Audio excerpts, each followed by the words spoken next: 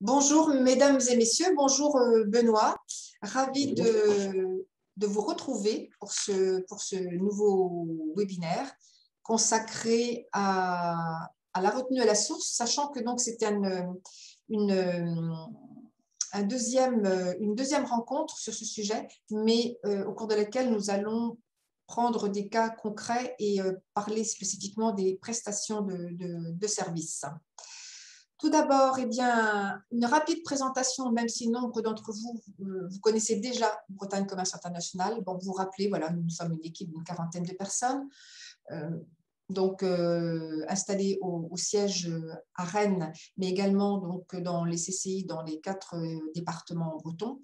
Nous assurons donc l'accompagnement, le conseil donc, en développement international des entreprises en Bretagne et sur des actions individuelles et des actions collectives, donc le conseil individuel et les opérations collectives à l'étranger ou sur place, notamment eh bien, ces réunions d'information que nous vous proposons tout au long de l'année sur des sujets réglementaires ou approche pays, ou des sujets beaucoup plus commerciaux.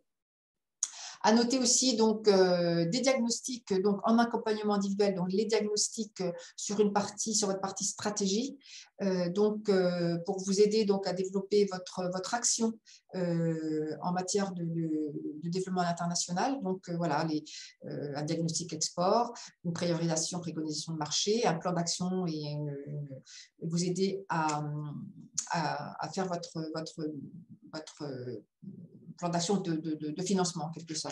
Et puis le DIAC-TACI, qui est donc tout ce qui concerne la réglementation et ce qu'on appelle aussi les fondamentaux du commerce international, qu'il s'agisse de la douane, de la logistique, de la facturation, un peu aussi voler un petit peu tout ce qui concerne les conditions générales de vente ou les contrats. Donc voilà, tout ça, ce sont des entretiens que nous vous proposons, nous faisons le point, en fait, un état des lieux de vos pratiques, des documents que vous utilisez, et puis nous en faisons un compte rendu qui vous permet ensuite d'améliorer les points qui demandent à être améliorés, si tant est qu'il y en ait.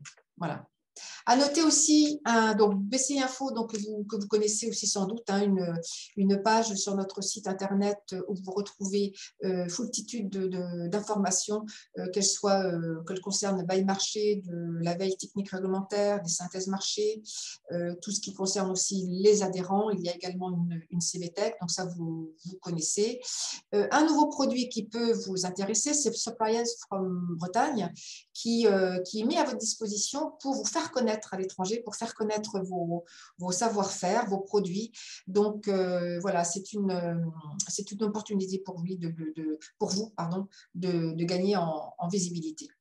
Et puis, bien sûr, comme chaque année, le grand rendez-vous de l'international, la journée de l'international en Bretagne, l'Open de l'international, qui a lieu tous les premiers lundis du mois de juillet. Voilà, depuis 2013, ce sera donc la 10e édition que nous espérons pouvoir organiser en présentiel après 2 années de frustration. Hein, nous n'avons pu que l'organiser en visio, donc c'est très bien aussi, mais ça ne remplace pas le présentiel. Donc, si nous avons vraiment des bonnes conditions, nous vous proposerons de nous retrouver à Saint-Brieuc, le 4 juillet 2022.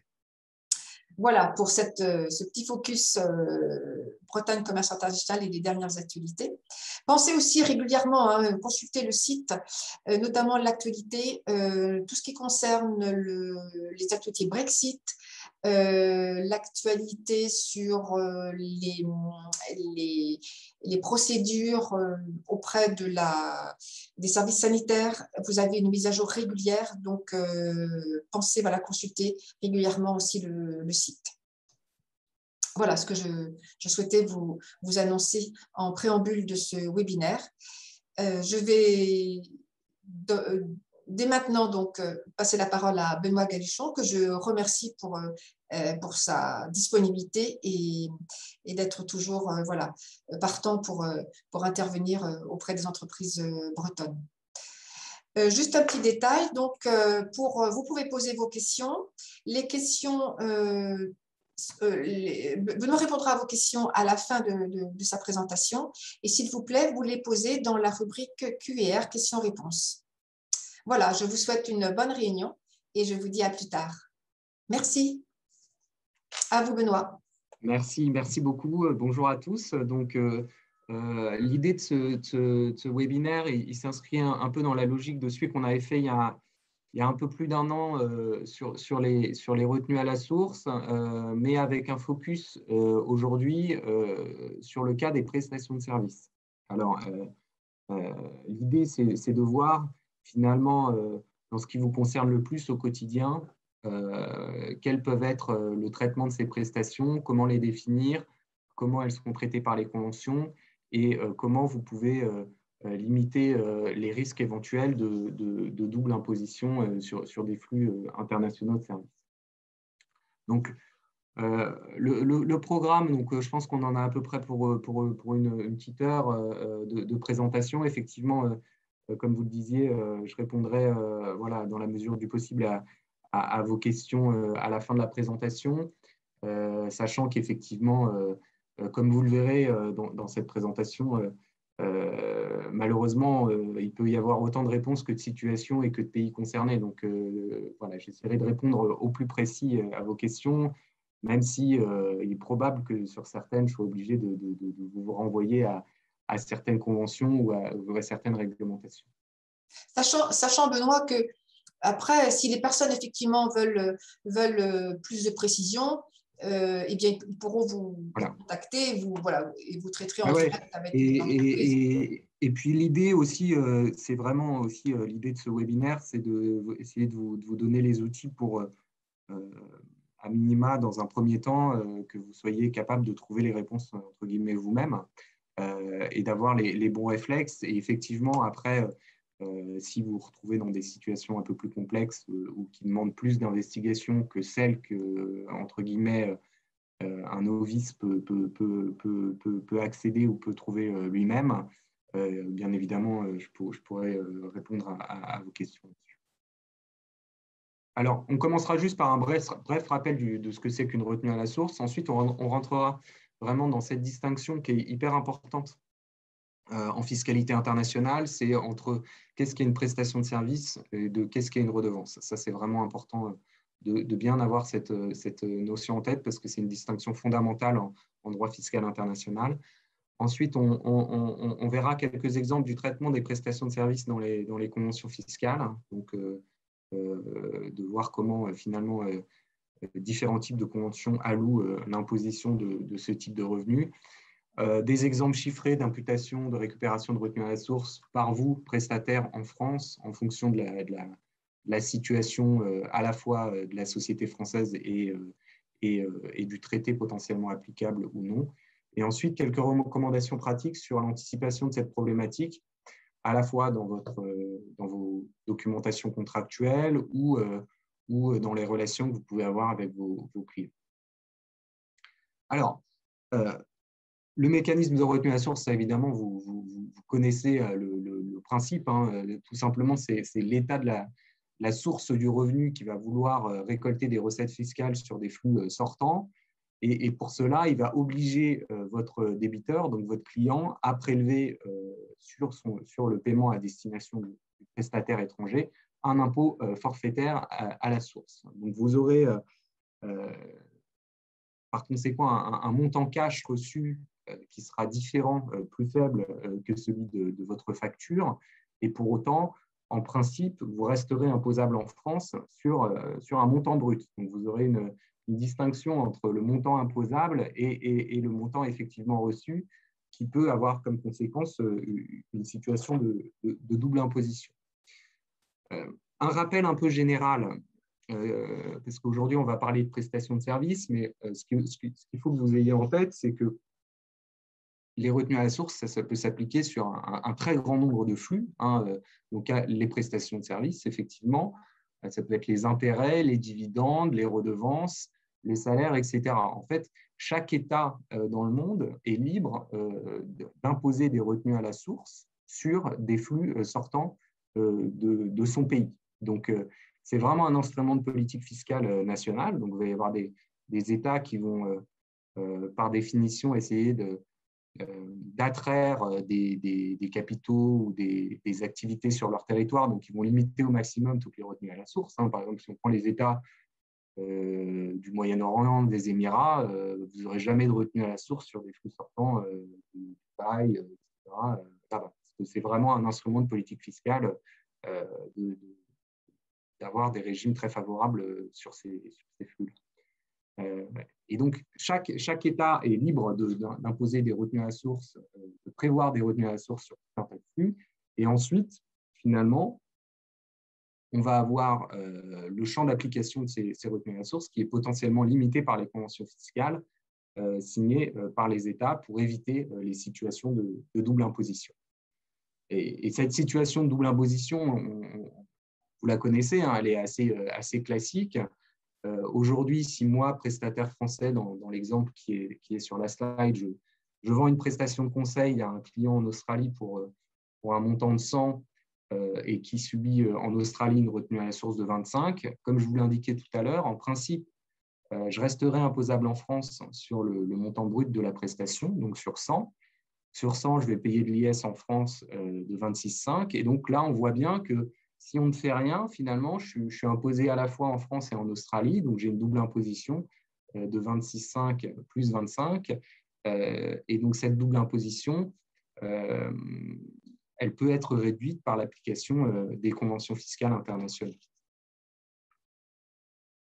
Donc ça, c'est vraiment un principe fondamental, c'est comment fonctionnent ces conventions fiscales. Ça, comme on l'a vu juste avant, chaque État est libre d'imposer des retenues à la source sur les flux sortants. Et ensuite, chaque État a conclu des conventions bilatérales avec d'autres États pour limiter, voire éliminer ces doubles impositions qui résulteraient de l'application du droit interne respectif de chacun des États.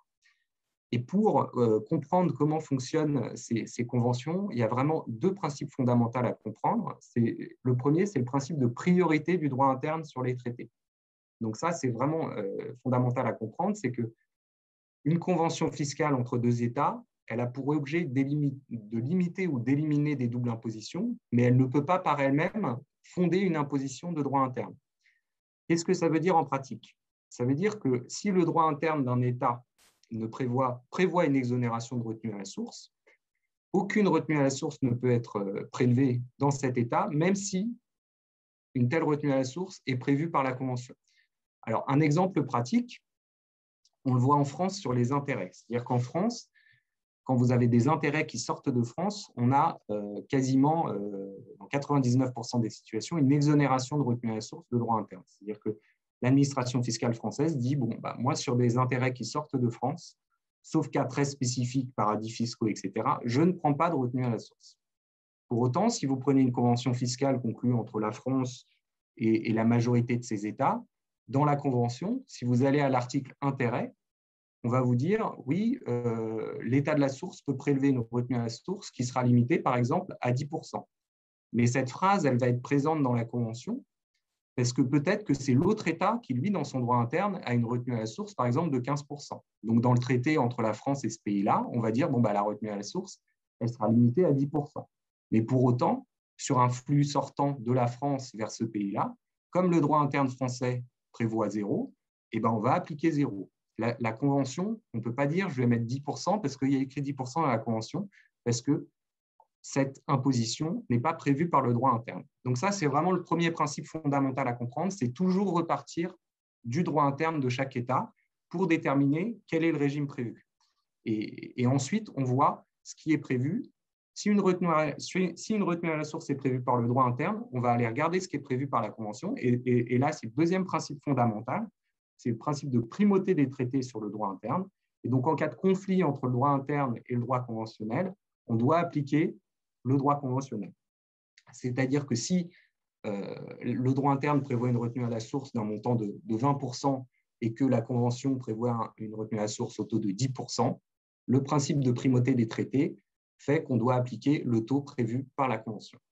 Donc, ce principe de primauté, en France, c'est assez basique, hein, c'est l'article 55 de la Constitution, hein, c'est que les traités ont une force supérieure à la loi.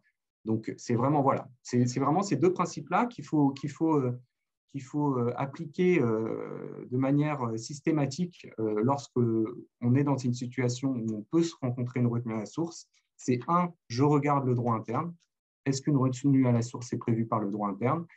Deux, je regarde s'il y a une convention et qu'est-ce qu'il y a dans cette convention. Et si la retenue à la source prévue par la convention est à un taux plus faible ou même limité à 0, j'applique la convention.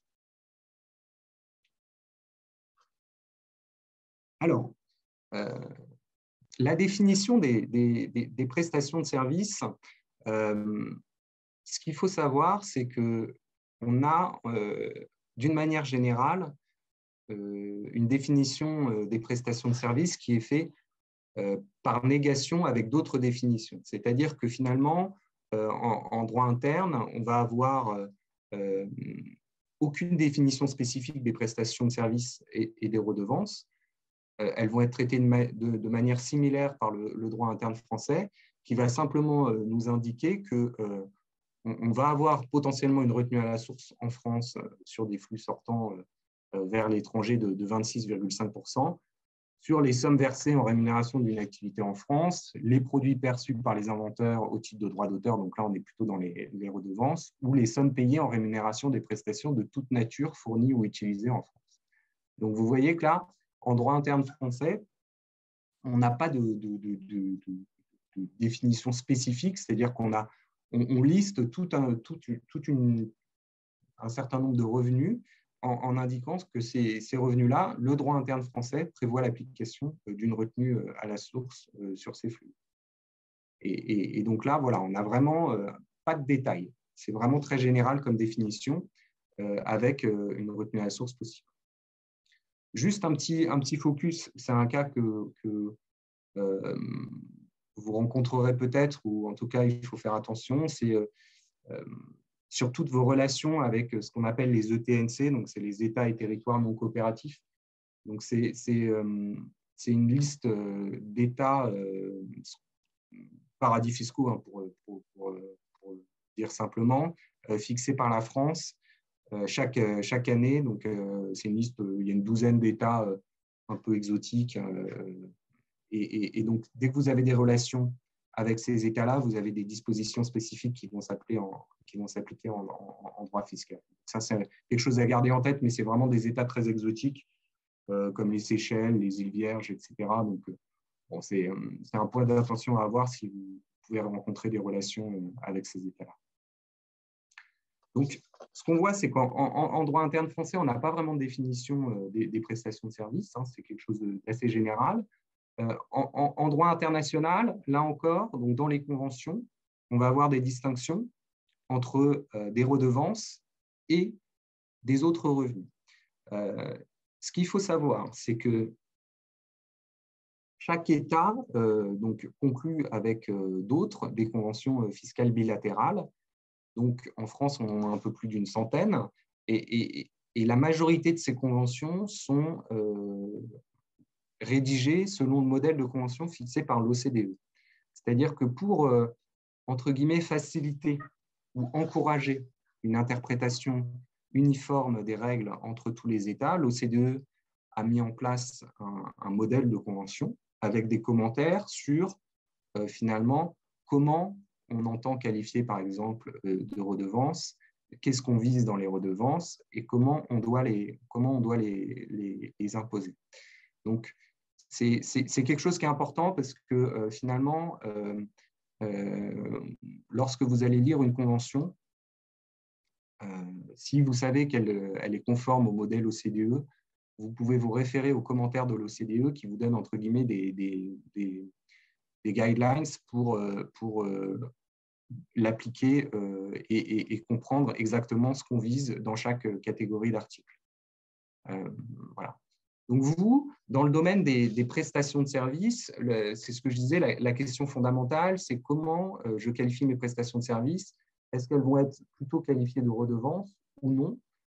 C'est vraiment cette distinction-là à bien comprendre. Alors, on n'a pas de définition des prestations de services, mais par contre, on a des définitions des redevances. Donc, en droit international, c'est l'article 12, et on vous indique que le terme de redevance, donc c'est toute rémunération versée pour l'usage ou la concession d'un droit d'auteur, etc., etc.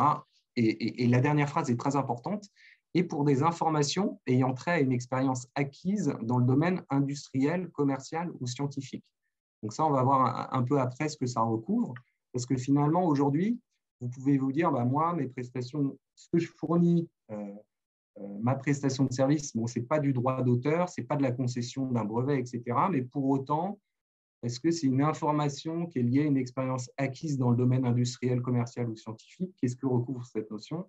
Est-ce que finalement, les informations que je fournis aux clients, ma prestation de conseil, est-ce que ça recouvre cette notion-là? Et donc, est-ce que finalement, ma prestation de service, elle ne doit pas être qualifiée de redevance au sens de cet article?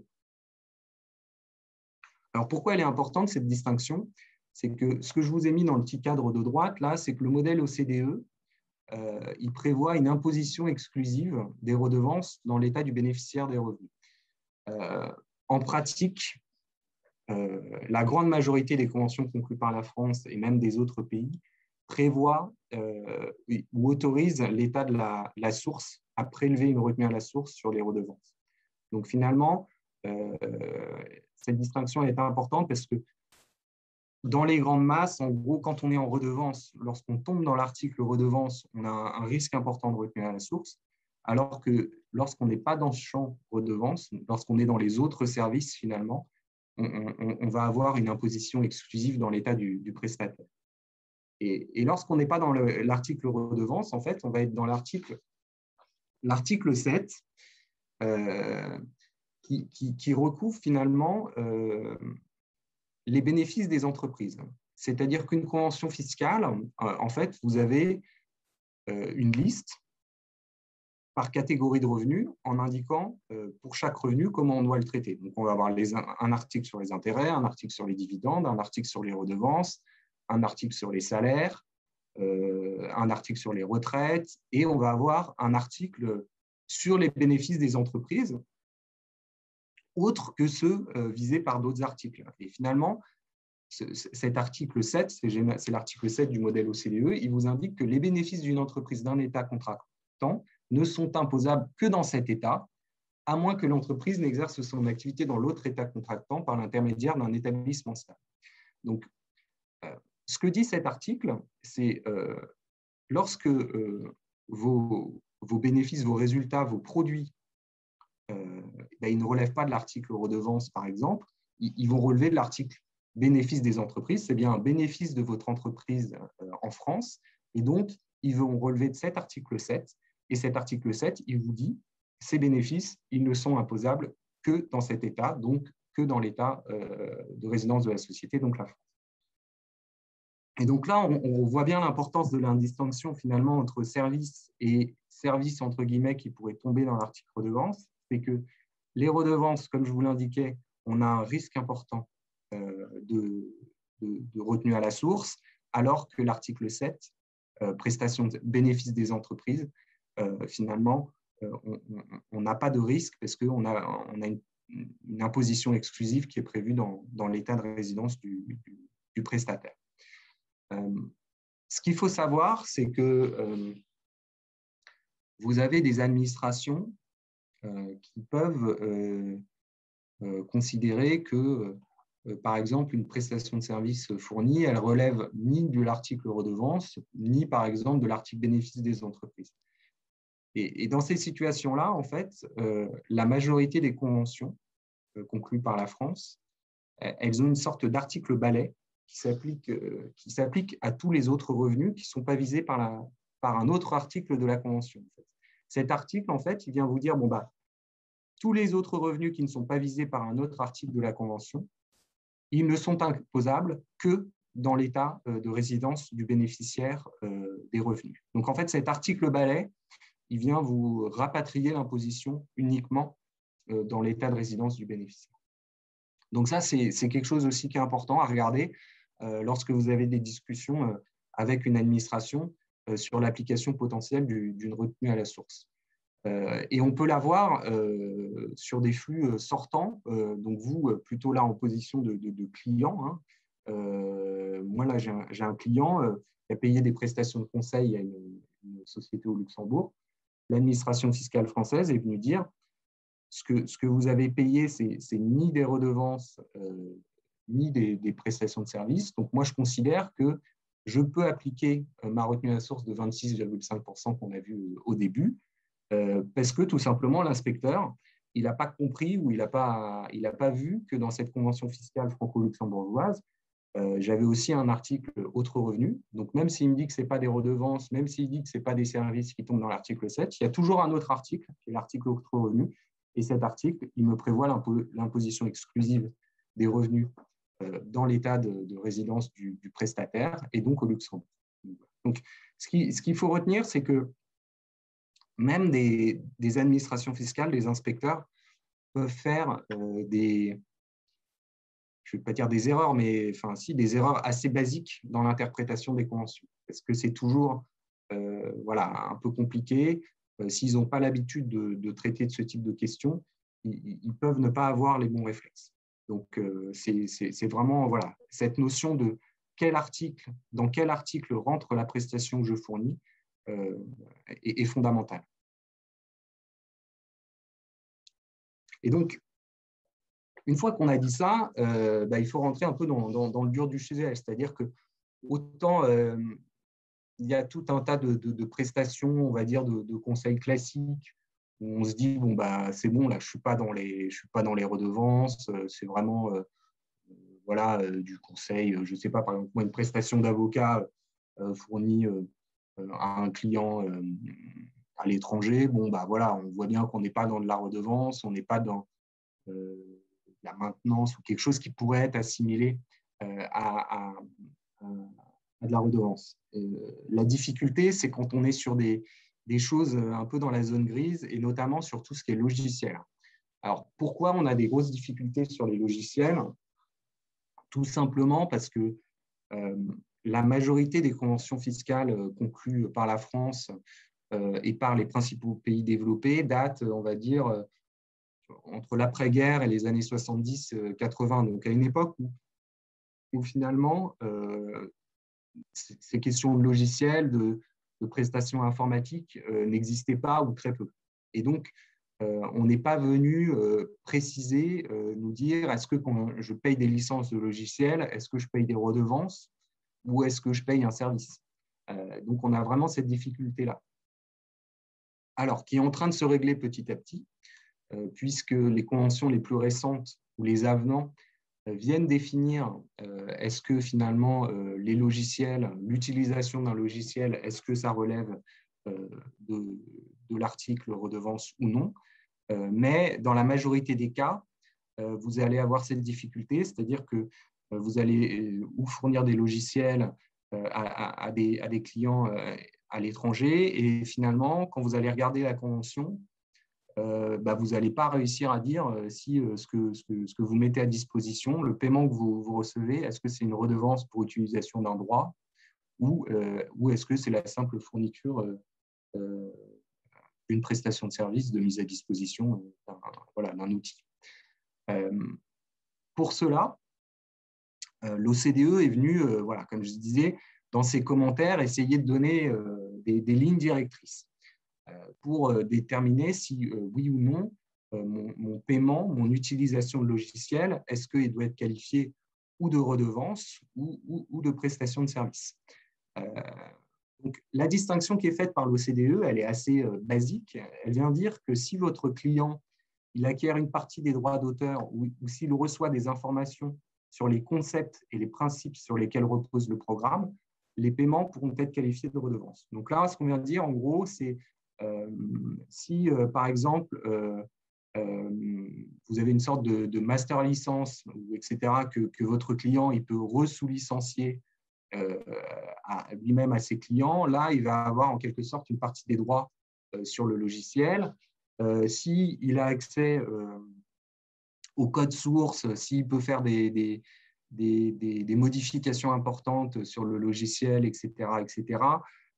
Là encore, finalement, il a accès à la substance, entre guillemets, du logiciel. Et là, on pourrait plus facilement nous dire qu'on est dans de la redevance plutôt que dans de la prestation de service. Et à contrario, si finalement votre client il a simplement le droit d'utiliser le logiciel en tant qu'utilisateur final sans finalement pouvoir avoir la main sur quelques paramètres du logiciel ou une sous-concession éventuelle de celui-ci, là, on va être dans la prestation de service. Donc ça, c'est une distinction très importante et qui est retenue par les juridictions françaises. Et c'est là où vous pouvez avoir certaines difficultés, c'est-à-dire que vous pouvez avoir un état de la source qui va vous dire votre client, ils vont considérer que ce qui paye l'utilisation du logiciel, ça va être de la redevance.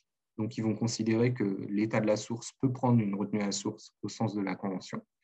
Et à côté de ça, vous allez à France, état du prestataire, qui va vous dire non, ce que vous mettez à disposition, c'est uniquement une simple utilisation du logiciel. Et donc, je considère qu'il n'y a pas de retenue à la source qui devrait s'appliquer. On devrait être dans l'article 7. Et donc, dans cette situation, moi, je vous refuse l'imputation du crédit d'impôt qui correspondrait au montant de la retenue à la source parce que je considère qu'aucune retenue à la source ne devait être appliquée dans l'état du débiteur. Donc, c'est là où vraiment on a potentiellement des difficultés parce que c'est sur ces zones grises-là où on peut avoir des interprétations peu cohérentes entre les différents États. Risque encore plus important lorsque vous avez des contrats un peu complexes ou mixtes, où vous avez à la fois de l'utilisation du logiciel et d'autres prestations, c'est-à-dire maintenance, formation, etc., etc. Donc, comment on arrive à splitter le paiement?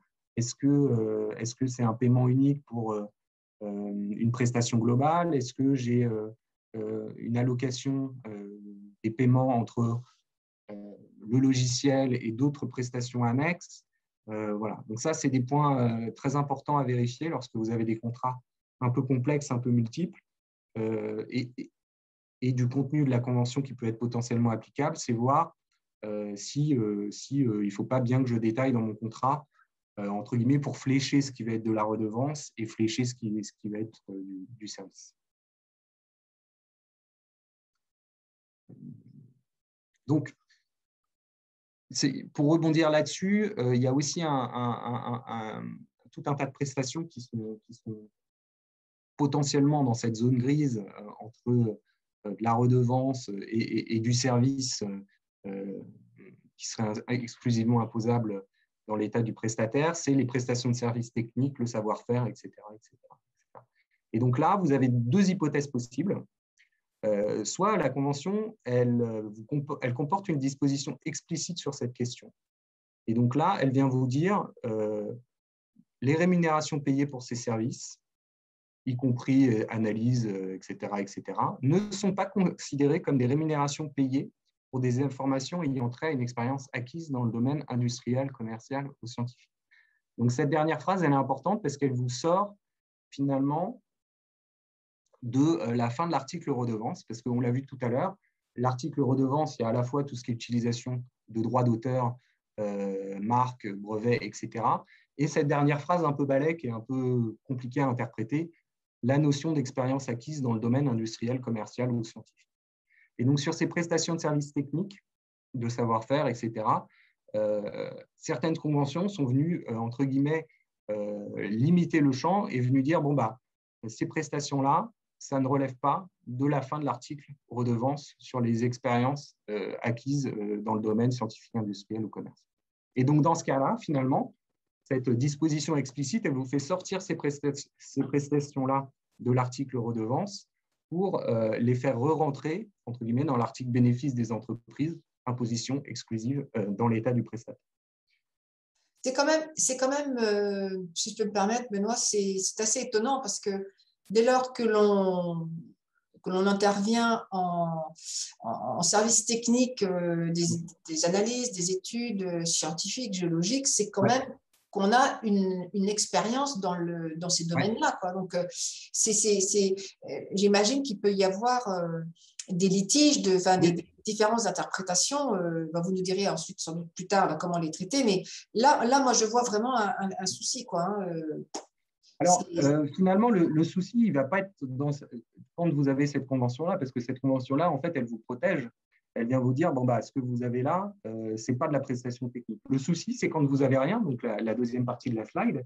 Et là, quand vous n'avez rien, c'est quoi une expérience acquise dans le domaine industriel, commercial ou scientifique? À quel moment ma prestation, je tombe dans cette dernière phrase et donc dans la redevance, ou je reste dans de la prestation de service entre guillemets classique qui relève de l'article bénéfice des entreprises.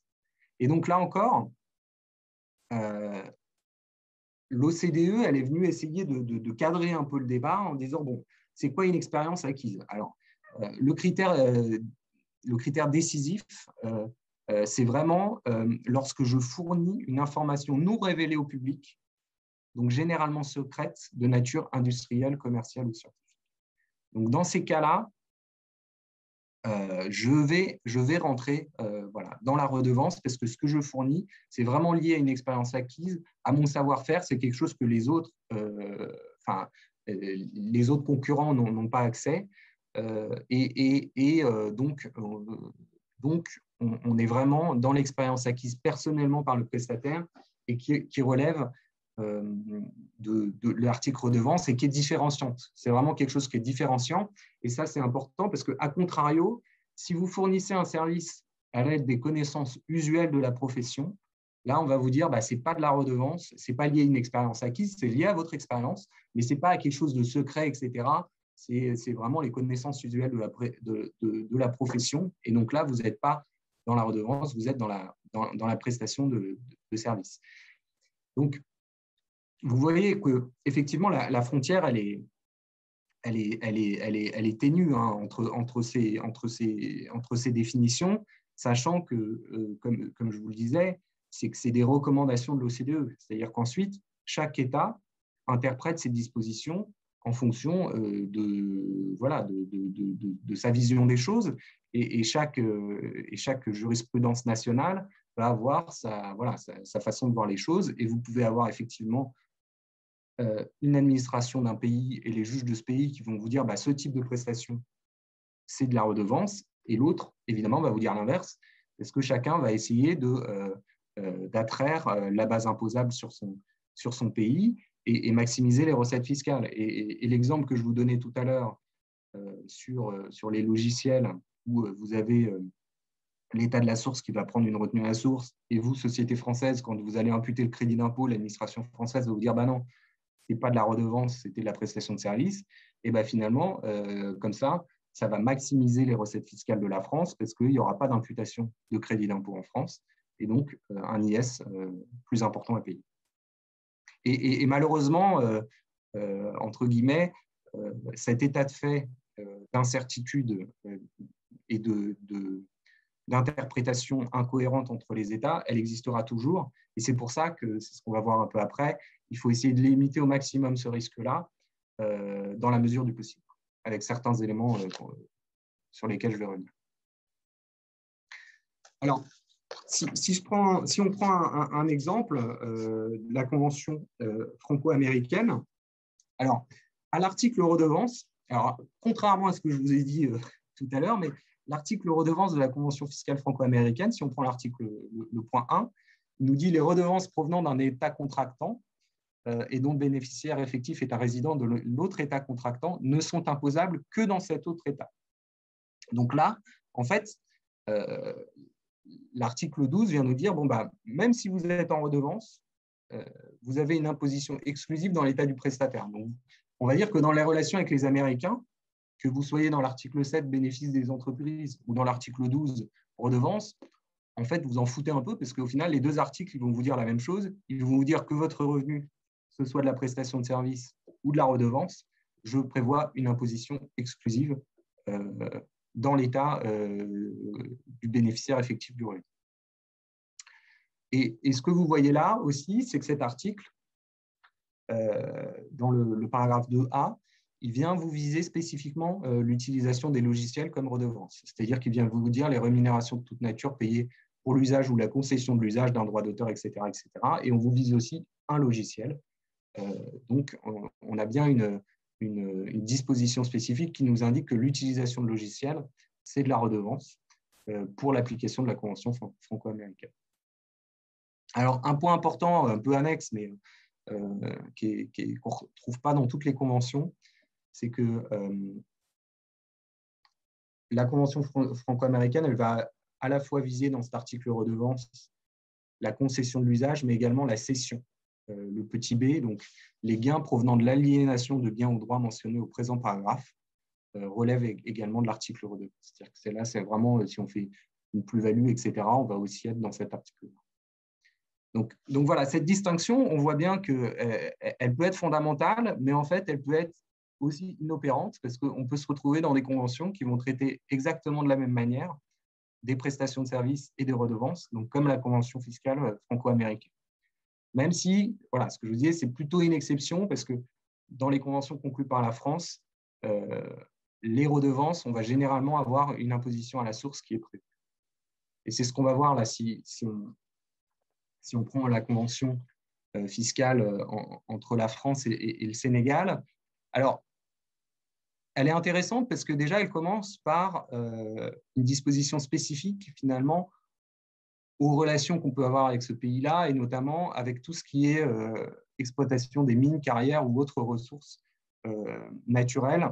Et là, on vient finalement prévoir une disposition spécifique pour ces types de redevances, où on prévoit une imposition de ces redevances uniquement dans l'état de situation des biens, mines, carrières.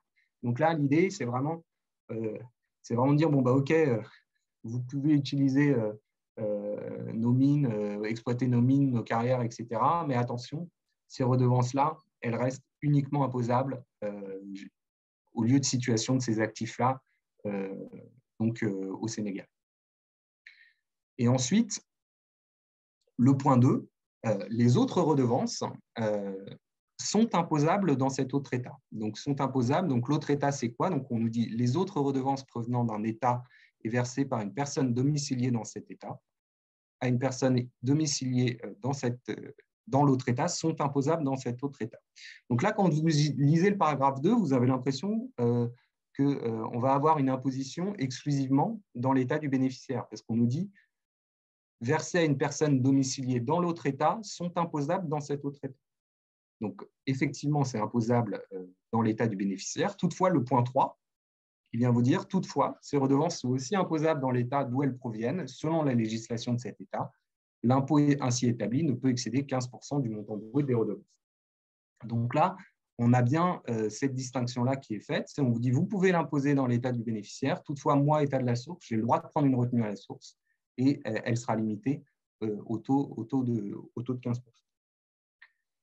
Il y a quelque chose de fondamental à comprendre quand on commence à lire des conventions internationales. Il faut bien comprendre la distinction entre « sont imposables dans cet État » et la phrase « ne sont imposables que dans cet État ». C'est-à-dire que lorsqu'on a le « ne que », c'est bien une attribution d'imposition exclusive à l'un des États. Il n'y aura pas de partage d'imposition, il n'y aura pas de retenue, il n'y aura pas de double imposition possible.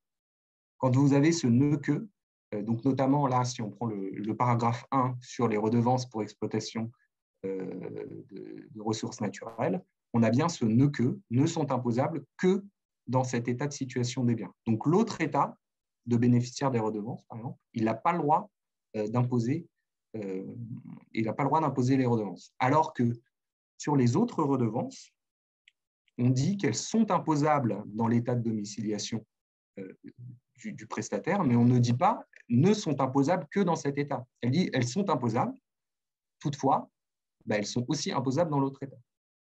Donc il ne faut pas aller trop vite, si vous voulez, quand on lit des conventions en se disant bon, c'est bon, c'est écrit sont imposables dans l'état du bénéficiaire. donc c'est imposable en France, pas de retenue à la source. Non, ce qui est vraiment important, c'est de voir s'il y a cette expression ne que. S'il n'y a pas le ne que, c'est que je peux avoir une double imposition. Voilà.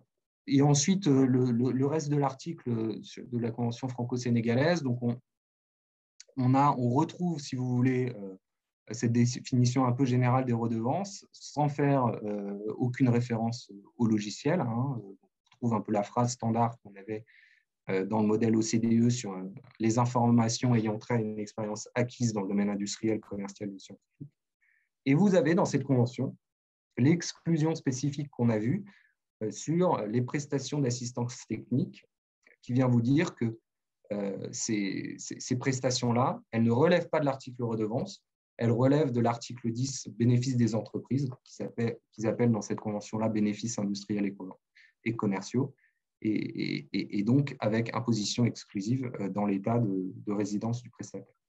Donc, vous voyez, c'est vraiment du cas par cas entre les conventions. Il faut vraiment à chaque fois aller voir le texte exact de cette convention et ne pas aller trop vite dans la lecture pour vérifier à la fois si je peux avoir une imposition partagée ou exclusive dans un des États.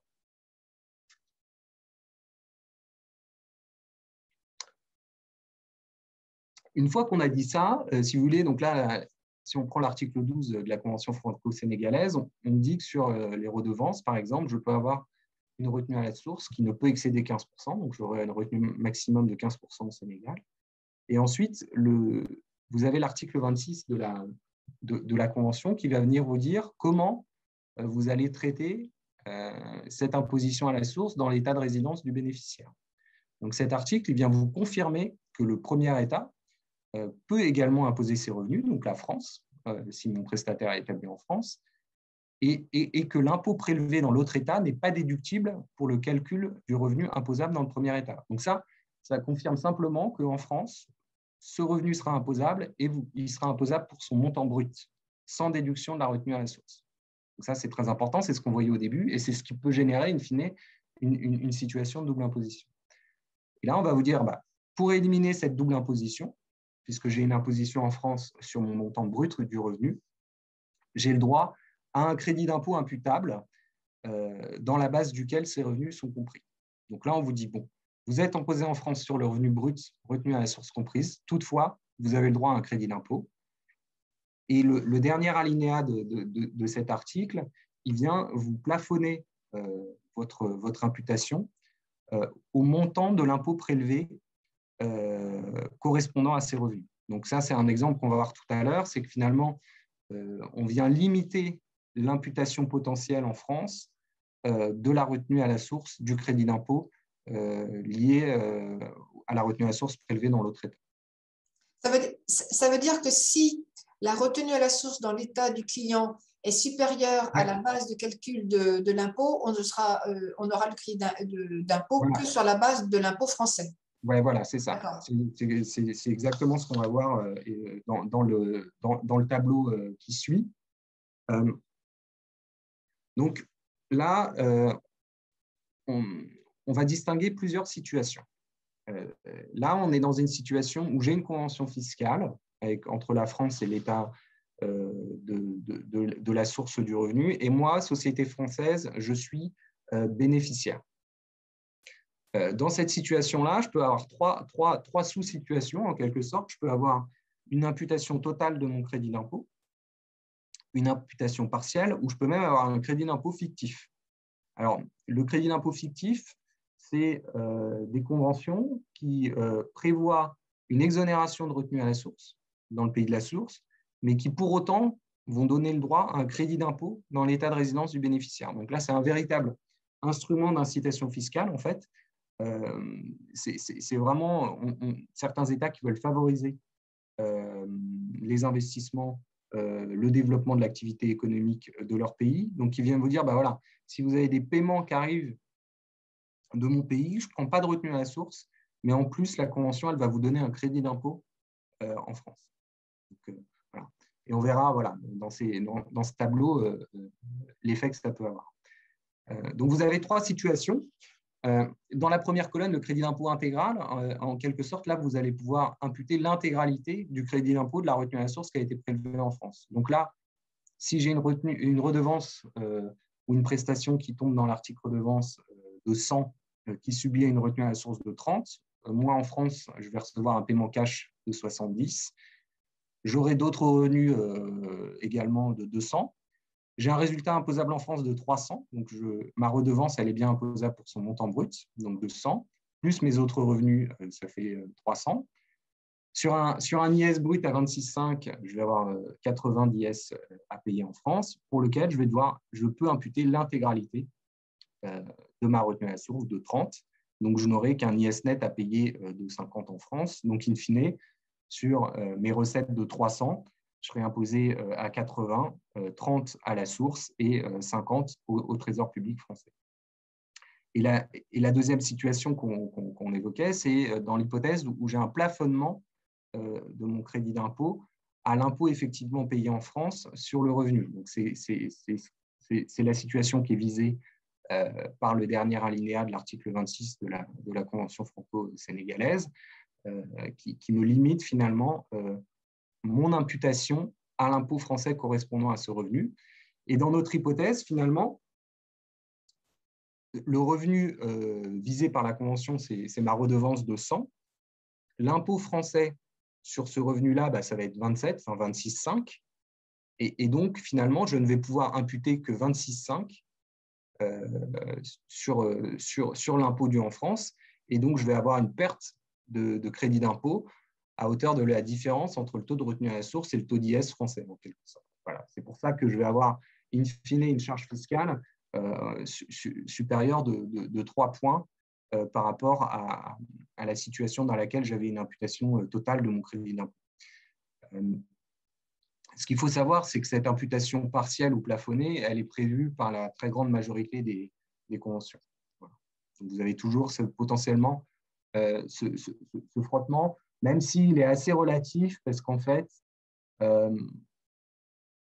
ce frottement, on va le retrouver si j'ai un taux de retenue à la source qui est supérieur au taux de l'IS français. Et en pratique, c'est assez rare parce que voilà, on a un taux d'IS à 26,5 et les conventions, elles prévoient, lorsqu'elles limitent les retenues à la source, on est généralement sur des taux de retenue à la source inférieurs. Alors, en présence d'une convention, et si je suis déficitaire, alors là, c'est là où il peut y avoir un problème, c'est que mes crédits d'impôt étrangers, qui sont prévus par les conventions, ils ne sont ni reportables, ni remboursables, ni déductibles en charge. Donc, c'est des crédits d'impôt qui s'ils ne sont pas imputés l'année de constatation de ces crédits d'impôt, ils sont définitivement perdus. Donc, ça, c'est vraiment un point fondamental. C'est que là, on a vraiment une situation où je me retrouve dans une situation où, même si je suis déficitaire, ils ne vont pas majorer mes déficits reportables, parce qu'ils ne seront pas déductibles en charge. Ils ne seront pas reportables sur les exercices suivants et pas remboursables par le Trésor public français. Parce que le Trésor public français, si vous allez les voir en leur disant attendez, moi, c'est l'exemple qui est dans le tableau, moi j'ai subi une retenue à la source de 30 à l'étranger. J'ai des autres revenus déficitaires, donc j'ai un résultat imposable en France déficitaire. Pour autant, j'ai payé de l'impôt là-bas. Et bien l'administration fiscale française, elle va venir vous dire, mais attends, ce n'est pas mon problème, je ne te rembourse pas ce crédit d'impôt, donc il est définitivement perdu. Donc là, on est vraiment dans une situation où j'ai un frottement fiscal lié à deux choses.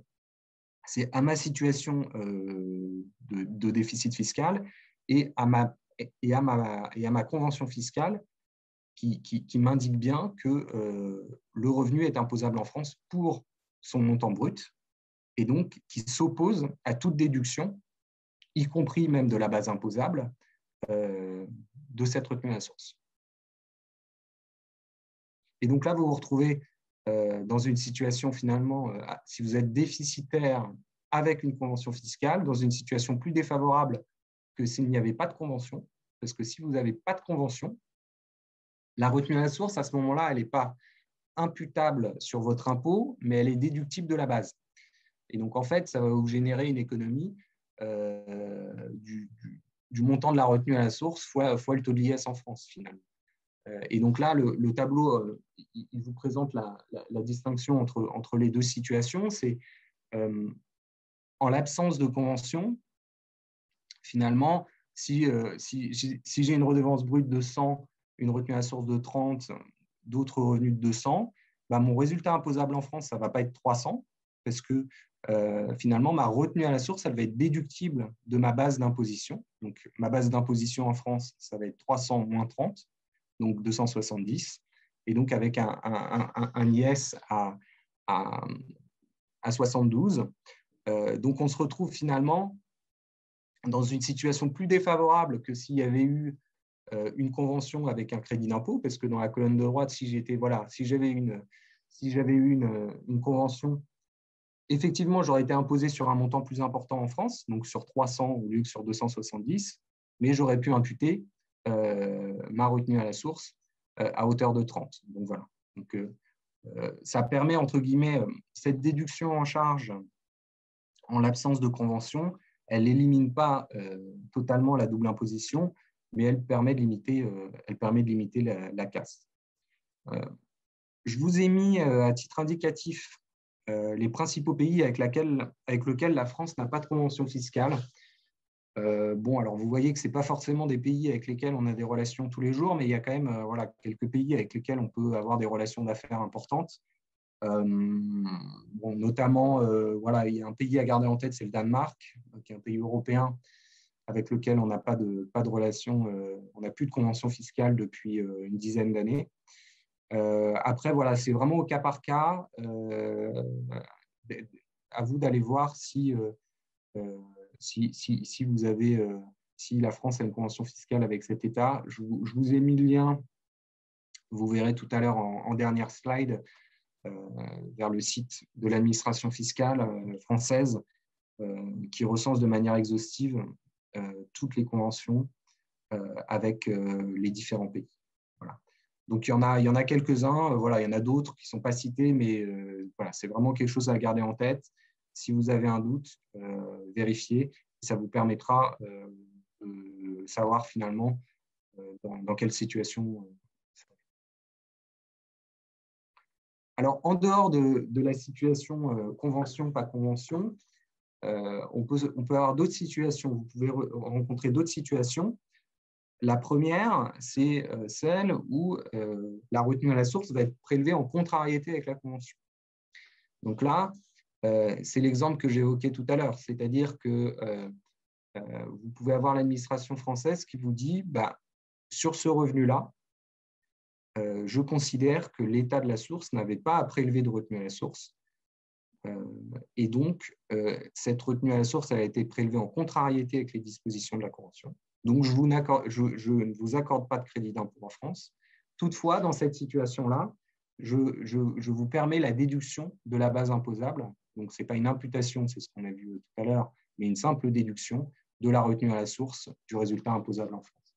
Donc, cette situation, elle peut à la fois résulter d'une différence d'application des conventions par les autorités fiscales respectives.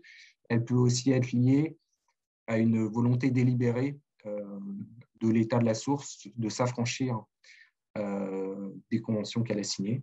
Ça, c'est des choses qui peuvent se rencontrer, c'est-à-dire que là, on n'est pas vraiment dans des querelles d'interprétation, on est plutôt dans des décisions politiques fiscales qui sont de prélever des retenues à la source sur tel et tel type de flux, même si on a signé des conventions qui prévoient l'absence de retenue à la source sur ces mêmes flux.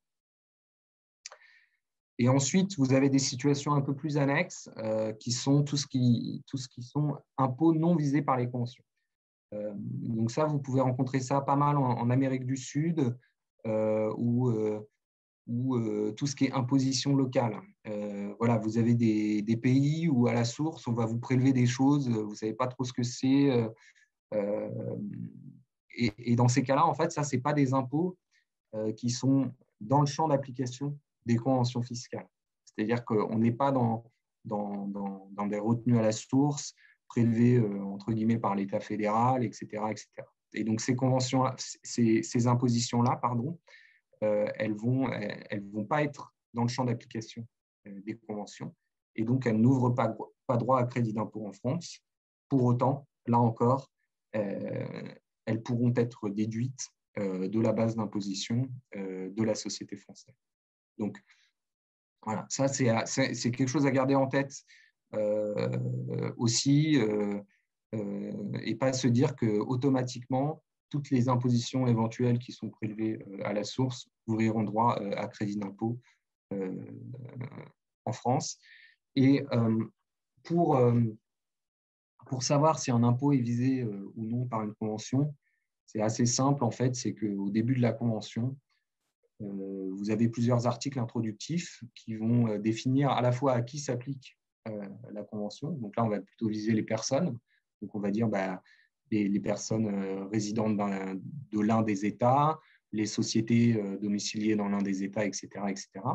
Et vous allez aussi avoir un article sur le champ d'application plutôt matériel, donc qui va indiquer pour chaque pays les impôts qui sont dans le champ d'application de la convention. Donc là, je vous ai remis le petit schéma, mais toujours à garder en tête cette mécanique-là. Toujours repartir du droit interne de l'état de la source. S'il ne prévoit rien, il n'y aura pas de retenue à la source, même s'il y a quelque chose qui est prévu par la convention. On n'a pas parlé aujourd'hui parce que ce n'est pas le sujet, ça n'impacte pas tellement les sujets prestations de services sur les exonérations européennes qui s'appliquent plutôt sur tout ce qui est dividendes, intérêts. Alors, vous avez une directive intérêt-redevance, mais voilà, on est vraiment dans le… Là, c'est sur les opérations intracommunautaires. Hein, donc, dans ces situations-là, lorsque vous êtes en intragroupe et en intracommunautaire, généralement, vous allez avoir des exonérations. Donc, c'est des situations qui sont bien cadrées. Voilà. Et ensuite, une fois que j'ai dit ça, si j'ai une retenue à la source qui est prévue par le droit interne, qui n'est pas exonérée par une des directives européennes, je vais regarder ma convention. Est-ce qu'elle prévoit une imposition exclusive ou non dans l'état de résidence du bénéficiaire? Donc là, avec l'importance de la phrase « ne que hein, », toujours, est-ce que c'est écrit « sont imposables » ou « ne sont imposables que ». Et si ma convention m'autorise l'application d'une retenue à la source, comment je l'élimine en France? Et donc là, c'est l'article qu'on a vu tout à l'heure dans la convention franco-sénégalaise, article 26. Donc cet article, alors bon, ce n'est pas toujours l'article 26 hein, selon les conventions, mais c'est un article qui est généralement intitulé « Élimination des doubles impositions ». C'est-à-dire que, en gros, vous allez d'abord aller regarder le traitement qui est prévu pour votre catégorie de revenus dans l'article spécifique. Donc, est-ce que vous êtes dans l'article redevance, dans l'article bénéfice des entreprises et que vous prévoit cet article? Si cet article il vous prévoit une retenue à la source avec une imposition possible dans l'autre État, donc là, c'est le cas de notre article 20 hein, qui nous dit bien le 20 paragraphe 2, c'est imposable dans l'état de résidence du prestataire. Le 20 paragraphe 3 m'autorise l'application d'une retenue à la source. Donc, j'ai bien une situation de double imposition possible. Et donc, dans ce cas-là, il faut que j'aille voir l'article élimination des doubles impositions. Et donc, c'était effectivement l'article 26 qui me précise comment je vais éliminer ma double imposition. Donc, par exemple, dans ma convention franco-sénégalaise, imposition en France du revenu pour son montant brut avec imputation d'un crédit d'impôt plafonné à l'impôt payé en France sur l'impôt dû en France sur ce revenu.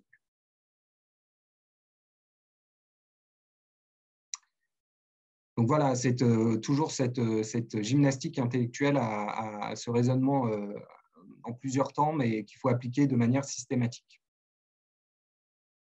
Alors, comment on anticipe? Alors déjà, pourquoi anticiper? Donc ça, c'est des éléments que je vous ai dit un peu au fil de l'eau pendant la présentation. c'est que on peut avoir des interprétations différentes par les administrations fiscales des clauses de la Convention. Par exemple, on sait qu'aujourd'hui, avec la Chine, sur tout ce qui est logiciel, on sait que la Chine, l'administration fiscale chinoise, commence à avoir une interprétation hyper extensive de ce qu'est de la redevance, pour y faire rentrer tous les services annexes, voire même non connexes. Dès que ça va s'approcher peu ou prou du logiciel, on sait que voilà, on va avoir une tendance de l'administration fiscale chinoise à nous dire que c'est de la redevance pour prélever une retenue à la source dans cet état. Pourquoi anticiper aussi? Parce que si je suis dans une situation déficitaire, je sais que même si on va me donner un crédit d'impôt qui va me permettre, en principe, d'éliminer la double imposition, ce crédit d'impôt, je ne pourrai rien en faire. Et donc là, in fine, je vais avoir une vraie situation de frottement fiscal au titre de l'exercice de prélèvement de retenue à la source. Donc, si je pouvais l'éviter, ce serait pas mal. Et ensuite, c'est que je peux avoir effectivement des amendements des conventions régulières ou des interprétations qui évoluent. Alors, comment anticiper? Il y a plusieurs choses. Il y a la clause un peu balai, qui est la clause de gross-up ou de majoration, qui est assez standard. Et en fait, c'est là où moi, prestataire, je vais venir indiquer dans mon contrat que si, in fine, il y a une retenue à la source qui est prélevée dans l'état de résidence du client, on majorera le paiement du montant de cette retenue à la source pour que, in fine, moi, en France, j'ai le même montant net dans ma poche. Voilà. Imaginons, voilà, j'ai le cas avec une société marocaine, j'ai un contrat, elle me doit 100 chaque année. Pour une raison ou pour une autre, l'administration considère qu'une retenue à la source de 10 doit être prélevée. Si je n'ai pas cette clause, finalement, je vais recevoir que 90 alors que je vais être imposé sur 100. Donc, je vais avoir un surcoût supporté en France. Et en présence d'une clause de gross-up, finalement, je vais majorer mon paiement. Finalement, je vais indiquer que mon client il me doit 111 parce que 10% de 111, ça fait 11. Donc, 111 moins 11, je recevrai bien 100. Donc, un surcoût supporté par le client. Donc, l'insertion de ces clauses, c'est pas toujours évident parce qu'il y a une question de négociation, de rapport de force. Ça peut être, systématiquement refusé, etc. Après, voilà, si on a des positions plutôt de force vis-à-vis des clients, on peut les insérer ou même les mettre dans des conditions générales et en se disant peut-être que le client ne s'en apercevra pas. Et in fine, s'il y a un sujet un jour, ça permettra de limiter peut-être la casse. Mais finalement, l'anticipation, elle est plutôt sur d'autres points. Et là, je voudrais insister sur ces quelques sujets-là. C'est vraiment anticiper au maximum en amont sur la connaissance de l'environnement fiscal de votre relation contractuelle. C'est-à-dire essayer de connaître quelle est la réglementation, quel est le droit interne sur les prestations en cause. Donc, est-ce que comme nous en France, on a un droit interne qui prévoit une retenue à la source très générale sur prestations, redevances, etc. Donc voilà, est-ce que cette réglementation prévoit une retenue à la source? Est-ce qu'on a une convention fiscale avec ce pays-là? Et donc là, je vous ai mis le lien. Donc là, vous arriverez sur le site Impôt.gouv. Vous avez toute la liste des conventions conclues par la France avec leur entrée en vigueur, etc. Et dans la mesure du possible, essayer de connaître l'interprétation que peuvent avoir les administrations locales de ces conventions-là. Si vous êtes sur des prestations un peu dans la zone grise, quand on l'a vu tout à l'heure, assistance technique, maintenance, logiciel, etc., voilà, il ne faut pas hésiter, même rapidement, à regarder un peu dans Google si vous ne pouvez pas avoir des informations assez standards là-dessus. C'est des choses qu'on peut trouver assez facilement pour certains pays-là. Et ensuite, c'est comment, si on sait qu'on est potentiellement dans une zone grise, c'est-à-dire est-ce qu'on est dans une situation avec un pays qui a une différence de traitement entre les redevances et les prestations de services. On l'a vu tout à l'heure que les États-Unis, finalement, il y a peu de sujets parce que soit dans de la redevance ou de la prestation, j'aurais une imposition exclusive en France, donc peu d'intérêt à la distinction. Mais si je sais que cette distinction est importante parce qu'il peut y avoir une retenue à la source et que l'administration locale peut avoir une interprétation un peu extensive des services potentiellement soumis à retenue à la source, c'est essayer au maximum dans mes contrats de cocher les cases qui vont me rapprocher plutôt du service plutôt que de la redevance. Donc, c'est mettre les bonnes phrases, c'est faire référence à des service fees plutôt qu'à des royalties, etc. Voilà. Et bon, l'existence d'un éventuel contrôle d'échange, ça c'est toujours quelque chose qui peut bloquer un peu parce qu'effectivement, si les banques locales, on peut avoir des banques dans certains pays qui vont s'opposer au paiement, tout simplement s'il n'y a pas de retenue à la source qui est prélevée. Donc ça, c'est des questions de sortie de capitaux aussi qui peuvent être un peu compliquées à gérer. Même si ce n'est pas le sujet directement des retenues à la source.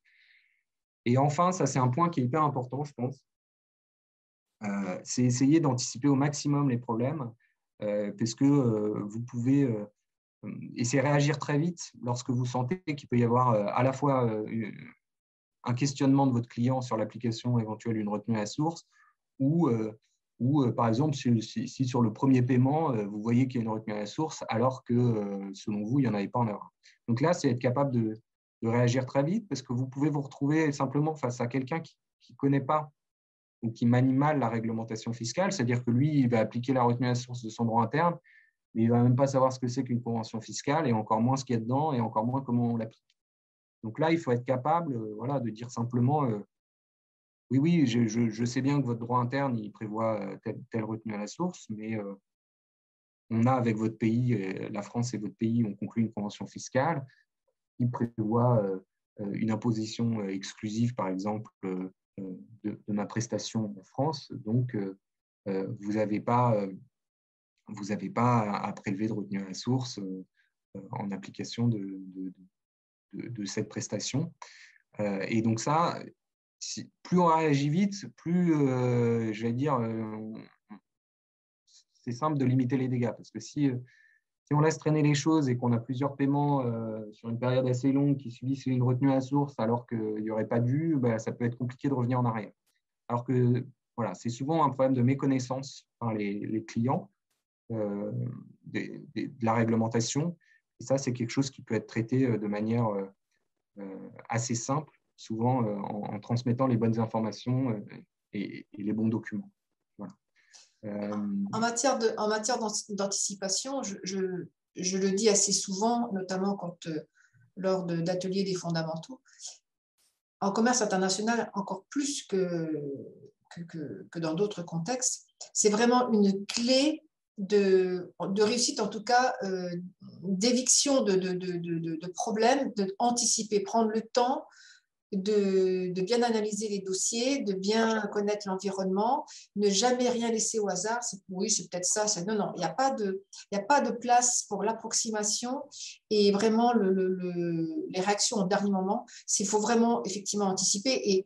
Et comme vous disiez, Benoît, en tout cas, c'est facile d'aller trouver des conventions. Alors, on les a effectivement en français sur le site du gouvernement. Je pense qu'on doit pouvoir facilement les trouver aussi en anglais pour pouvoir discuter avec son interlocuteur. Mais voilà, il faut vraiment regarder, anticiper avant de faire une offre à la limite, quoi. Ouais, et puis, encore une fois, moi, je réinsiste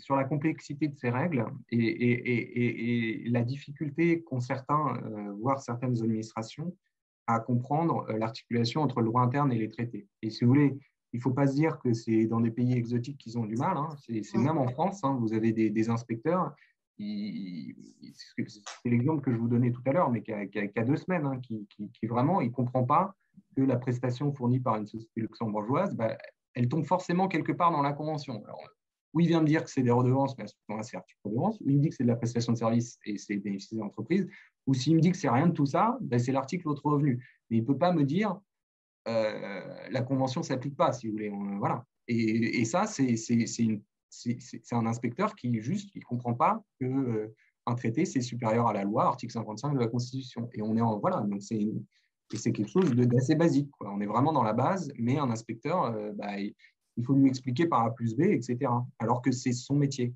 Et donc, il faut être encore plus didactique avec les clients, justement pour leur dire, voilà, vous avez un droit interne, oui, il peut prélever une retenue à source, mais nos deux pays ont bien conclu cette convention. On peut mettre effectivement les extraits de la convention. Alors, les conventions non conclues par la France ou en anglais, alors, où il faut aller sur le site de l'administration locale. Oui, oui. Si c'est les États-Unis, le UK, des pays un peu, l'Espagne, voilà, il y a des sites des administrations fiscales qui sont didactiques, on arrive à retrouver les informations. Bon, ça peut être un peu compliqué, mais voilà, après, ça se trouve. On arrive toujours à se débrouiller pour retrouver ça, mais c'est vraiment cette notion de déminer le terrain et de prendre finalement son client par la main pour lui expliquer qu'il n'y a pas de sujet, il ne faut pas qu'il ait peur s'il ne prélève pas de retenue à source. Parce que, en fait, un client, s'il est dans la zone grise, lui, il va se dire, si je ne la prends pas, la retenue à source, le risque, il va être sur moi. Parce que si dans 3 ans, l'administration vient et elle me dit, vous auriez dû prendre des retenues à source sur vos paiements aux prestataires français, s'il revient vous voir en disant, il faut que vous me rendiez un peu d'argent, vous n'allez pas lui rendre. Et donc ça va être, le surcoût, il va être pour lui. Donc souvent, ils vont être trop prudents et il faut les rassurer en leur disant qu'ils ne s'inquiètent pas et qu'il n'y a pas de sujet. Est-ce que vous avez déjà eu des cas où, plutôt que de prévoir une clause de majoration, oui. Finalement, sans le dire, on augmente tout simplement, on augmente un peu la facturation en fait, de base. Oui, voilà. Après voilà, c'est toujours un problème de compétitivité peut-être, mais en tout cas, il y a aussi cette possibilité. Et en fait, c'est cette anticipation qui est importante dans la construction de mon prix. C'est ça. C'est de savoir, il y a effectivement le rapport de négociation, mais c'est au moins être conscient s'il y a un sujet ou pas. Et après, comment on essaie de le traiter. Je vois qu'il y a une question sur le… Oui. Est-ce que le Brexit a un impact sur la convention France-Royaume-Uni? Alors, non. C'est-à-dire que le Brexit, l'impact du Brexit, simplement, c'est qu'on n'a plus les conventions, on n'a plus les directives, on n'a plus le bénéfice des directives européennes. Donc, mes paiements avec le Royaume-Uni vont entrer dans le champ d'application de la convention fiscale, qui a toujours été en vigueur, mais simplement, ça faisait un peu doublon avec les directives, en fait. En fait, ce qui se passe, c'est que les directives, par exemple, interredevance ou mère-fille, elles sont traduites en droit interne. Et donc, vous avez dans le droit interne de chacun des États européens des dispositions qui viennent vous exonérer certains paiements sous certaines conditions, mais ce n'est que la transposition des directives. Aujourd'hui, avec le Royaume-Uni, du fait de sa sortie de l'Union européenne, ces exonérations de droit interne, qui étaient la traduction des directives, ne sont plus applicables sur les paiements avec le Royaume-Uni. Mais pour autant, j'ai toujours une convention fiscale avec le Royaume-Uni qui me prévoit certaines dispositions sur les intérêts, les dividendes, les redevances, etc. etc. Donc, il faut se rapporter à la convention fiscale avec le Royaume-Uni.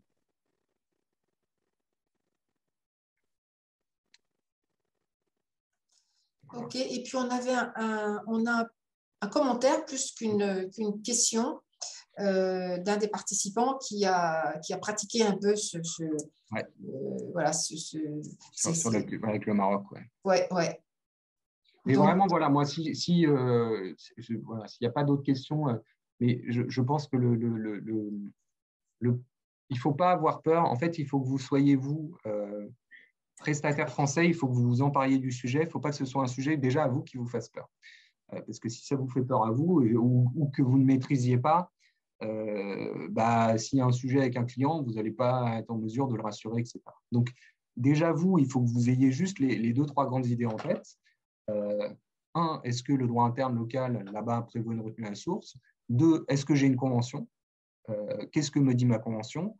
Et 3, est-ce que si je suis dans une prestation un peu zone grise, parce que je suis sur du savoir-faire, de la maintenance du logiciel, etc., est-ce qu'il y a des choses spécifiques? ou est-ce que voilà, il faut que je fasse attention pour essayer de tomber du bon côté de la pièce et qu'il n'y ait pas de sujet retenu à la source. Donc vraiment, en fait, si vous, les choses sont claires dans votre tête, ce sera très simple, ce sera plus simple, on va dire, plutôt que très simple, à expliquer en cas de difficulté, mais on arrive souvent à le régler. Hein. Voilà, si dès le départ, on explique bien au client qu'il n'y a pas de sujet, que c'est exonéré, etc., voilà, lui, il sera rassuré, il aura les textes, etc. Il verra qu'on n'essaye pas de l'embrouiller. Vous pouvez également, ça c'est quelque chose que vous avez, on peut vous demander régulièrement, c'est sur votre espace professionnel ImpôGouv, vous avez les attestations de résidence fiscale de votre entreprise. Donc ça, c'est un document généralement qu'il faut transmettre aux administrations locales et à votre client pour lui démontrer que vous êtes bien résident en France et donc que vous avez bien le droit à l'application de la convention entre la France et le pays. Voilà. Et en matière pour comment appuyer la demande d'un crédit d'impôt suite à une retenue à la source, il y a un document spécifique comme on introduit une demande ou de déduction de la base de calcul ou de crédit d'impôt. Oui, alors si vous avez un contrôle fiscal en France, donc au départ, on peut le faire. Au ouais. départ, on peut le faire sans produire un justificatif, sauf qu'il faut l'avoir en cas de contrôle fiscal. Ouais, c'est ça. C'est-à-dire que lorsque vous allez faire votre relevé de solde, déposer votre CAS, vous allez effectivement imputer sur votre relevé de solde un impôt étranger.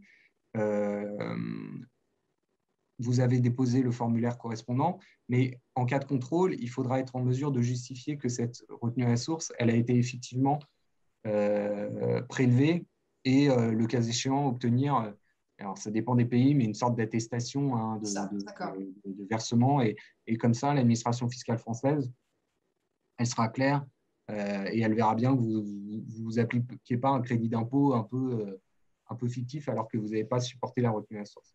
Parce que finalement, si on applique un crédit d'impôt, c'est de son propre chef. Si on a été prélevé de 30, on va d'emblée enlever 30 de son impôt. D'accord, ok. Ouais, c'est ça. C'est quand vous faites votre relevé de solde. Le relevé de solde, donc, ça récapitule votre résultat fiscal, donc l'IS brut dû par la société française. Et ensuite, vous avez sur ce formulaire-là, vous avez tout un tas de lignes qui sont les différents crédits d'impôt. Alors, il y a les crédits d'impôt purement de droit interne, hein, mécénat, recherche, etc., etc. Et vous avez ici également les crédits d'impôt de source étrangère, ce qu'on appelle là. Et donc, c'est là où vous allez reporter le montant que vous avez capté. D'accord, ok. Oui, donc c'est relativement simple pour le coup. C'est relativement simple, ouais. Ouais, tant qu'il n'y a pas de, voilà, tant qu'il n'y a pas de sujet, enfin tant qu'il n'y a pas de contrôle. Mais c'est pour ça il faut essayer. Au fil de l'eau essayer de récupérer les justificatifs parce que si c'est 3 ans après, voilà, on peut avoir des difficultés quelquefois à récupérer a posteriori les justificatifs. Il y a justement une question, effectivement, récupérer l'attestation de retenue à la source, il faut la demander effectivement à son client. Quoi. Ouais. S'il avait, voilà, il faut la récupérer quoi qu'il arrive. Sachez aussi que voilà, dans vos échanges mails, vous me dites si je me trompe, Benoît, des échanges mails évoquant la retenue à la source peuvent aussi appuyer votre demande, probablement aussi. Oui. Après, c'est vrai qu'on vous pouvez avoir des retenues à la source avec des pays avec lesquels on ne va pas vous dire vous allez demander une attestation, on va vous dire non, mais il n'y a pas d'attestation, ça n'existe pas, etc. Donc, dans ces cas-là, il faut retrouver, il faut être capable de montrer par A plus B, vous voyez bien, j'ai fait une facture de temps, j'ai reçu un paiement de temps, j'ai demandé la justification de l'écart, on m'a dit oui, mais il y avait une retenue à la source de temps, etc. Et capable, voilà, après, un inspecteur en France, si on lui explique, il comprend aussi.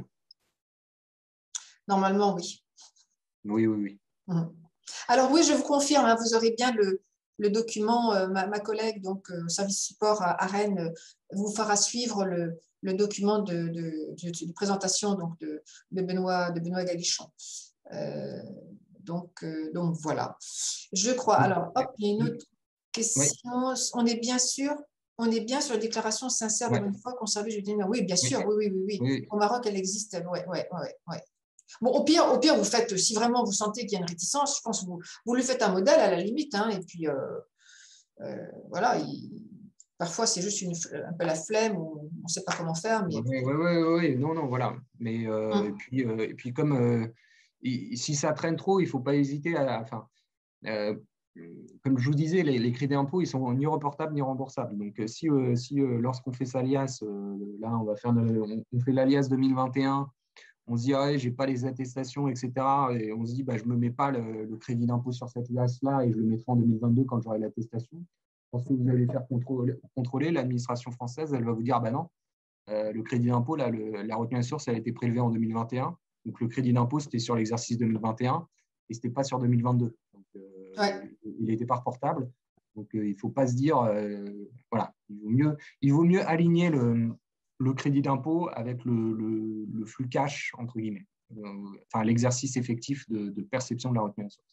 Et oui, et puis quand on parlait d'anticipation tout à l'heure, vous pouvez aussi anticiper, si vous savez que vous allez avoir une retenue à source, bien très en amont, vous prévenez le client que vous aurez besoin d'une attestation pour que vous ne soyez pas pénalisé ici en France. Quoi. Je pense que c'est des choses qui sont tout à fait compréhensibles. Hein. Oui, et puis qu'il applique le bon taux de retenue à source, qu'il applique bien le taux qui peut être réduit par la convention et pas son taux de droit interne. Très bien, je crois que voilà. Un dernier, exactement, anticiper les négociations. Oui, c'est la base, comme je disais, c'est la base de succès dans les affaires et encore plus à l'international, sachant que, en termes de compréhension des mots, des expressions, il faut vraiment être précis, pas hésiter à reformuler et à l'écrire, surtout quand il y a des écrits, ça aide. Si vous pouvez conclure en disant ça, il faut pas avoir peur du sujet. Vraiment, si je peux ajouter un point, c'est vraiment, c'est-à-dire n'ayez pas peur, mais si, quoi. En fait, il faut se dire, c'est assez simple. J'ai un droit interne, j'ai une convention. Que me dit mon droit interne, que me dit ma convention, je suis dans quelle case. En fait, c'est le raisonnement, il est très basique, il est très standard et c'est toujours le même. Voilà. Oui, merci Benoît pour nous exposer sereinement. Je suis tout à fait d'accord avec vous. Beaucoup pensent que l'international, l'export, que c'est compliqué. Alors, je ferai une nuance entre difficile et compliqué. C'est pas facile, effectivement, mais compliqué, comme vous le dites, il y a des textes, il y a des bases, il faut bien regarder, prendre le temps toujours, s'appuyer, le cas échéant, sur des experts, parce que ça peut prendre du temps, ça peut peut-être coûter un peu d'argent, mais c'est rien au regard de ce que peuvent vous coûter un manque de préparation, des erreurs d'appréciation. Et tout ça, il y a des outils à votre disposition, que ce soit les conseillers BCI, que ce soit des experts que nous faisons intervenir. Voilà. Simplement, il faut savoir qu'il y a des choses qui existent, qu'il y a des cadres qui prévoient des situations différentes. Voilà, prendre le temps de les regarder, les analyser, demander conseil. Et effectivement, il y a moyen de faire. Il faut juste ne pas ignorer les choses et puis s'adapter au contexte de chaque pays, effectivement. Et puis voilà. Et puis si vraiment ça pose problème, je sais pas, on voit. C'est vrai qu'on n'est pas fait, on ne fait pas du commerce pour perdre de l'argent, ça c'est clair. Mais bon, vous avez raison, Benoît. J'apprécie votre discours et puis la clarté, effectivement, la précision de votre présentation là aujourd'hui qui est éclairante et oui, à la limite rassurante. Enfin, j'espère en tout cas que c'est ainsi que nos participants l'auront vécu. Et a priori, oui, quelques commentaires vont dans ce sens, donc c'est parfait. Vous retrouverez également, donc, ce sera en ligne sur le site de Bretagne Commerce International, donc la présentation. Il y aura un petit topo, je fais toujours un petit résumé enfin, les conseillères de Bessie font un petit résumé sur la page de la réunion, avec donc le support, qui vous sera de toute manière envoyé en direct, et puis l'enregistrement donc, de ce webinaire. Donc, parlez-en aussi autour de vous, hein, si vous avez des collègues ou des personnes dans des sociétés amies, entre guillemets, vous leur faites passer le message et l'information. Voilà, c'était encore un plaisir de vous retrouver, Benoît, et puis vous, mesdames, messieurs. Je vous souhaite une bonne continuation, une bonne fin d'année. J'espère qu'on se retrouvera en 2022 en présentiel pour ceux qui le peuvent ou pas. C'est vrai que les webinaires ont cet avantage de rassembler sur une même date des personnes qui sont aux quatre coins de la Bretagne, donc c'est quand même cet avantage. Voilà, et puis je ne sais pas si vous êtes concernés, mais sachez que pour ma part,